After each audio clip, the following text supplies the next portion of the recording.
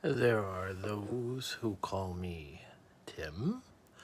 I am doing a short little video here as per my wife's suggestion that I should make a video on Dungeons and Dragons.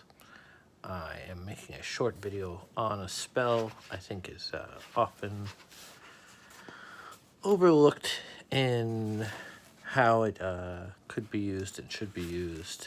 No alignment. I checked on YouTube to find anyone had written up about no alignment as a spell, K-N-O-W, not N-O alignment, and there were no videos on it. There were a few videos on alignment, videos on alignment for your car and things like that. Few videos on alignment in Dungeons and Dragons, but none on the second level clerical spell, no alignment. So note that it's not detect alignment, because alignment is something that has a range. It's not an on or an off thing that can be detected, like radon or magic or evil or good.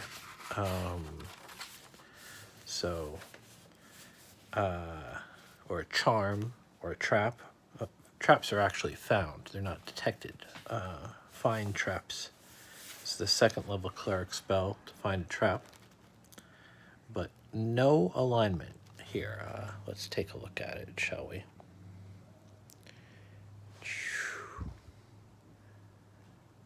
And a no alignment spell enables the cleric to exactly read the aura of a person, human, semi-human, or non-human. A person, okay, or non-human. So it almost says any kind of creature, even though it says as a person. This will reveal the exact alignment of the person. Up to 10 persons can be examined with the spell. The reverse totally obscures alignment even from this spell for a single person for 1 turn, 2 persons for 5 turns, etc. So if you want to hide alignment, it's as that. Certain magical devices will negate the ability to know alignment.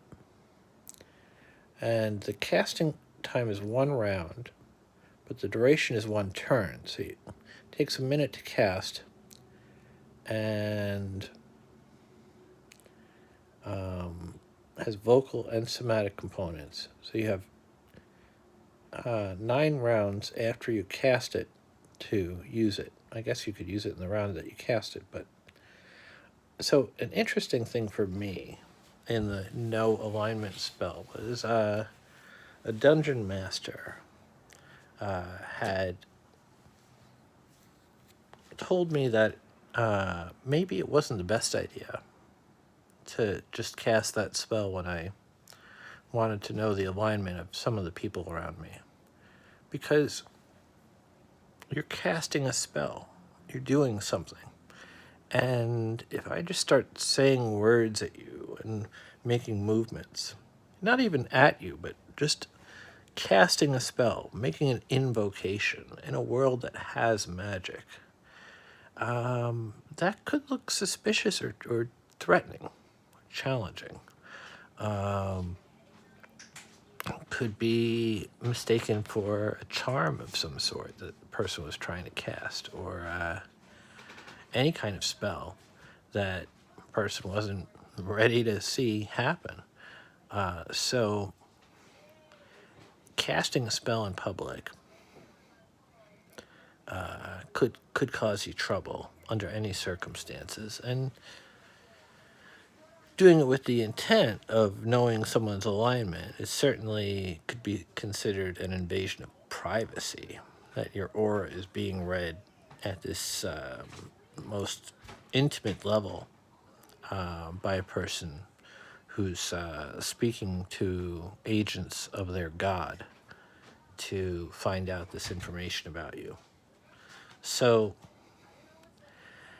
it's a powerful spell in that you think, okay, 10 different people can be analyzed with this. Now, I would, as a DM, let the spell be used for any sort of creature. So, your first encounter with a blink dog or a displacer beast, not, maybe knowing the history or nature of these creatures, you might want to find out, and the spell would certainly teach you that.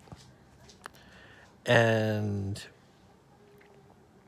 so, in general, it could be a really powerful spell to use in knowing when to make allies or when to be on your guard. Certainly, anytime new retainers or henchmen are taken on, you'd want to have a cleric cast a no alignment spell if that were possible. So,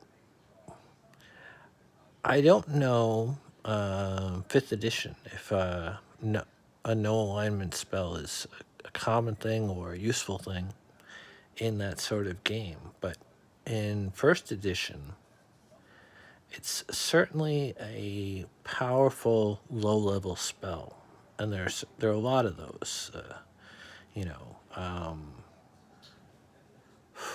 protection from evil, cure light wounds, sleep, for magic users, find familiar.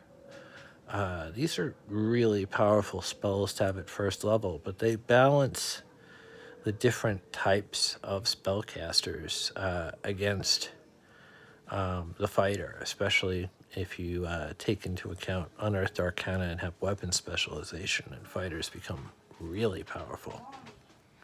So that's my thoughts on unearthed, not on unearthed arcana, on no alignment. If you'd like to add your thoughts below, I'd love to see them. And what spell do you think is, ignored or underused or not really discussed enough in classic 1st edition advanced D&D? Thanks.